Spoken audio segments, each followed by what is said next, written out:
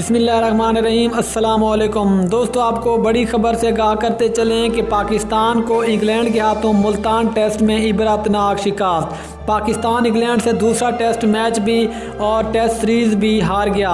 लेकिन अफसोसनाक बात यह है कि इस टेस्ट मैच में पाकिस्तान के साथ अंपायरों के बहुत गलत फैसले देखने को मिले, जो कि पाकिस्तान के मुखालिफ निकले और पाकिस्तान ये वाला टेस्ट मैच उन्हीं फैसलों की वजह से हार गया, जिनमें सबसे बड़ा और गलत फैसला ये था जब अलीम डार ने पाकिस्तानी बल्लेबाज सऊद शकील को गलत आउट दिया, जिसके बाद वो वाला फैसला टीवी अंपायर पर गया और टीवी अंपायर ने भी बड़ी देर के बाद ये फैसला सुनाया कि सऊद शकील आउट हैं। हालांकि वो आउट नहीं थे, क्योंकि विकेट कीपर के जो गिलाफ थे और गेंद थी वो दोनों ज़मीन को टच कर रहे थे। लेकिन इसके बावजूद भी टीवी अंपायर ने सऊद शकील को आउट करा दे दिया, जो कि पाकिस्तान इसी एक गलत फैसले की वजह से इंग्लैंड से जो मुल्तान टेस्ट मैच भी हार गया और साथ ही साथ सीरीज़ भी हार गया।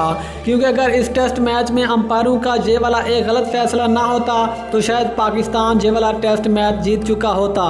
लेकिन अब अंपायर के ये साफ गलत फैसले के बाद अब ICC इसके बारे में क्या एक्शन लेता है, क्या अंपायरों को इस गलत फैसले के बाद सज़ा होगी या पे नहीं, इस हवाले से अभी तक कुछ नहीं कहा जा सकता। लेकिन जिस तरह आज के इस मैच में अंपायरों ने गलत फैसला सुनाया है, तो मेरे ख्याल में अब ICC को भी सोचना चाहिए कि अगर अंपायर इस तरह गलत फैसले सुनाते हैं तो अंपायरों को भी इन गलत फैसलों की वजह से सज़ा देना चाहिए। दोस्तों, आप ख्याल में क्या अंपायरों को इन गलत फैसलों की वजह से सज़ा देनी चाहिए या फिर नहीं, नीचे कमेंट सेक्शन में ज़रूर बताएं।